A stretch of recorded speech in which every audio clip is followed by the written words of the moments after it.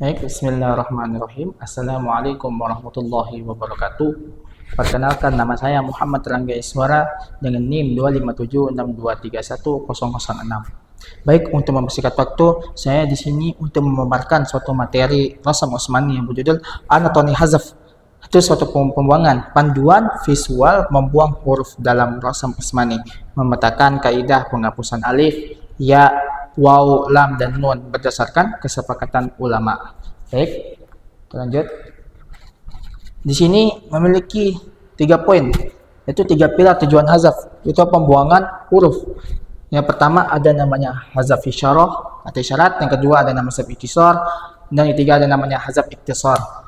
Yang pertama, hazaf isyarah atau isyarat mengisyaratkan adanya kemungkinan bacaan atau qiraat lain yang valid selain bacaan yang umum. Hal ini menunjukkan kekayaan dan variasi dalam periwayatan Al-Qur'an. Seperti contoh Asra.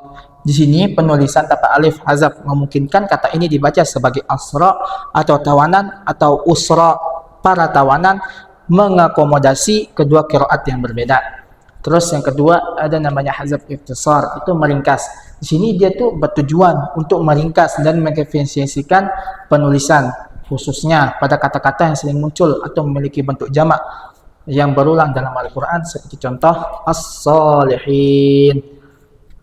Alif tersebut daripada lafaz shad itu dibuang setelah huruf shad. Nah, pada bentuk jamak muzakkar salim ini sebagai bentuk peringkasan karena polanya sudah umum dan mudah dikenali. Terus yang ketiga, hazaf ikhtisar atau pembatasan, merupakan pembuangan huruf yang bersifat khusus dan terbatas, yaitu eksklusif hanya pada kata atau konteks tertentu saja dan tidak dapat dikiaskan atau diterapkan pada kalimat yang serupa. Seperti contoh al-mi'ad, pembuangannya itu pada alif.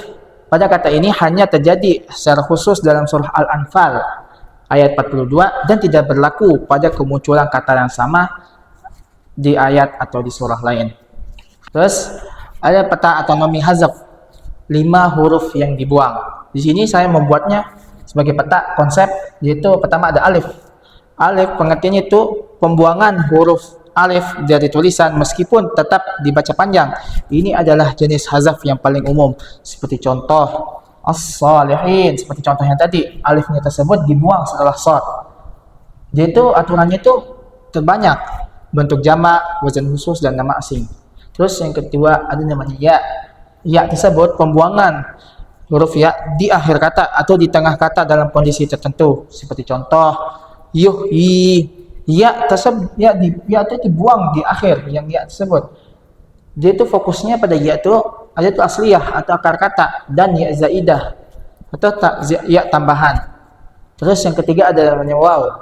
Waw tersebut seringkali untuk mencegah bertemunya dua waw atau pada kata-kata tertentu, seperti contoh Dawud. Waw yang kedua itu dibuang dan waw pertama didomahkan. Dia itu berlaku pada waw mufradah dan pencegahan waw ganda. Terus yang keempat, lam. Lam tersebut hanya terjadi pada kata-kata yang spesifik dan terbatas jumlahnya. Seperti contoh alladhi, dia itu satu lam dibuang dari tulisan aslinya, seperti alladhi. Dia itu sangat spesifik, hanya terjadi pada 15 kalimat tertentu. Nun. Nun ini dia itu paling langka, disepakati hanya dibuang pada 2 tempat. Dia itu pembuangan huruf nun di akhir fi'il mudhari yang majzum atau beberapa kata-kata benda tertentu. Seperti contoh nunji, nun dibuang dari nunji, seperti contohnya itu. Matriks keputusan alif atau jamak muzakkar salim. Aturan dasarnya itu alif pada jamak muzakkar salim yang berulang minimal 2 kali dibuang atau hazaf. Namun perhatikan pengecualian berikut. Apakah setelah alif terdapat huruf bertasjid atau hamzah? Mari kita bahas. Yang pertama, bisa bilang ya, ada tasjid atau hamzah. Tapi di sini dia itu isbat atau alifnya ditetapkan. Seperti contoh kondisi A, setelah alif ada tasjid seperti ad-dallin. Terus kondisi yang kedua ada namanya setelah alif ada hamzah. Seperti contoh khata'in.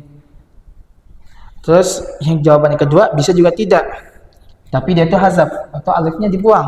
Seperti contoh huruf kondisinya itu setelah normal, tapi seperti contoh shadiqin dan seterusnya. Baik, terus yang kedua, yang selanjutnya arsitektur alif pada jamak muannas salim. Dia itu memiliki dua tempat, itu memiliki satu alif. Seperti contoh kaidahnya, alif dibuang dengan syarat lafaz tersebut sering berulang dalam Al-Quran. Seperti contoh hazafnya zulumati atau banati, alif di sini dibuang. Tapi dia itu ada pengecualian jika jarang berulang. Alif ditetapkan seperti contoh sabakhotin. Terus yang kedua, memiliki dua alif. Dia itu memiliki kaidah utama. Menurut perawi Rasam, kedua alif dibuang secara bersamaan. Contohnya contoh hazaf dua alif hafidhatin. Di sini memiliki dua alif, tapi dia memiliki syarat. Alif kedua ini bukan tasjid atau hamzah. Jika ada tasjid terjadi khilaf. Namun mayoritas para ulama membuang alif pertama. Di sini ada tabel diagnostik lafaz khusus dan nama-nama non-Arab. Di sini dia itu ada 9 nama ajamiyah atau non-Arab.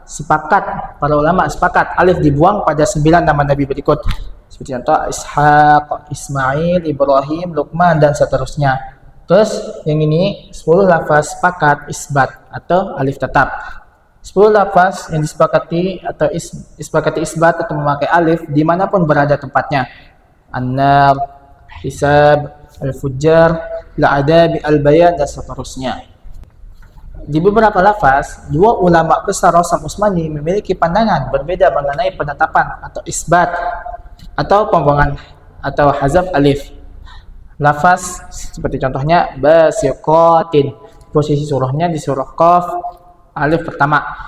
Menurut Abu Dawud, dia itu mengatakan isbat, tapi menurut Ad-Dani, dia itu mengatakan hazaf di sini. Terus yang kedua, samawatin. Menurut Abu Dawud mengatakan kalau dia ini hazaf, namun dia itu rajih. Tapi mengatakan Ad-Dani mengatakan kalau dia itu isbat, ditetapkan alifnya. Terus selanjutnya itu lafaz kitabi. Menurut Abu Dawud mengatakan dia ini isbat atau ditetapkan suatu alifnya. Namun menurut Ad-Dani dia itu dibuang alifnya. Contoh yang keempat, mi'adi. Menurut Abu Dawud dia itu dibuang atau hazaf alifnya. Namun menurut Ad-Dani mengatakan kalau dia itu mi'at ini dia itu isbat, dia itu tetap. Baik, selanjutnya anatomi membuang ya asliyah dan zaidah. Ya asliyah definisinya itu ya yang terletak pada lam kalimah atau akar kata. Aturan dasarnya itu dibuang jika berstatus sebagai ganti kasrah. Contohnya yukti menjadi yukti, ya di sini dibuang. Dia itu terdapat pada 7 fiil dan 13 isim. Terus yang selanjutnya ya mufradah zaidah. Definisinya itu ya tambahan yang menunjukkan arti mutakallim atau saya atau mudmar, dominan tersebut tersimpan. Aturan dasar seluruh perawi sepakat dibuang pada 64 lafaz tertentu. Seperti contohnya khofuni. Ni di sini sebagai mutakallim, sebagai saya, diganti menjadi khofuni. Dia itu dimudmarkan.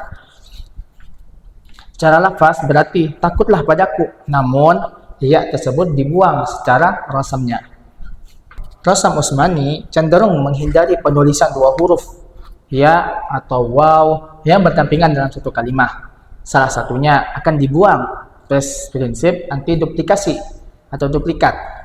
Di sini ada dua, yaitu kasus ya ganda yang kita ambil. Jika ya ganda di tengah kalimat dan salah satunya hamzah, yang dibuang adalah yang menjadi tempat hamzah. Di sini contohnya muttaqiin menjadi muttaqiin, ya tersebut dibuang ya gandanya. Terus yang kedua ada kasus waw ganda. Jika ada dua waw bergandengan, dia itu membuang salah satunya, mayoritas membuang waw yang menjadi landasan hamzah. Seperti contoh muttaqiun menjadi muttaqiunun. Kesimpulannya matriks sintesis hazaf. Huruf alif Pemicu utama atau kondisi hazafnya itu jamak muzakkar atau muannasnya itu berulang. Pengecualian atau khilafnya itu batal jika ada tasjid atau hamzah. Frekuensi tersebut dia itu tinggi. Terus yang kedua, ya asliyah, lam, kalimah, dan zaidah. Dia itu memiliki pengecualian, dia itu memiliki khilaf pada ya ganda. Frekuensinya itu sedang. Terus yang ketiga, huruf waw. Pemicu utama atau kondisi hazafnya itu menghindari huruf ganda atau mukarrarah seperti yang setelah dibahas sebelumnya. Dia itu memiliki pengecualian atau khilaf, beda pendapat terkait hamzah. Frekuensinya tersebut sedang. Terus yang keempat, ada huruf lam. Lam di sini pemicu utama atau kondisi hazaf terbatas pada kalimat spesifik, hanya 15 kata baku. Di sini memiliki frekuensi sangat rendah, bukan sangat rendah, rendah. Terus yang terakhir, huruf nun. Dia itu pemicu utamanya atau kondisi hazafnya itu peleburan nun ganda atau pembuangan nun ganda. Dia itu memiliki pengecualian atau khilaf hanya di surah Yusuf ayat 110 dan Al-Anbiya ayat 88. Dia itu memiliki frekuensi sangat rendah. Visual mapping ini menjadikan kaidah ortografi historis yang supaya mudah dipahami secara rasional dan struktural. Baik, cukup sekian presentasi saya yang setelah saya bawakan hari ini. Kurang lebihnya mohon maaf. Wabillahi taufiq wal hidayah. Wallahu muwaffiq wal mu'in ila sa'alit tariq. Wassalamualaikum warahmatullahi wabarakatuh.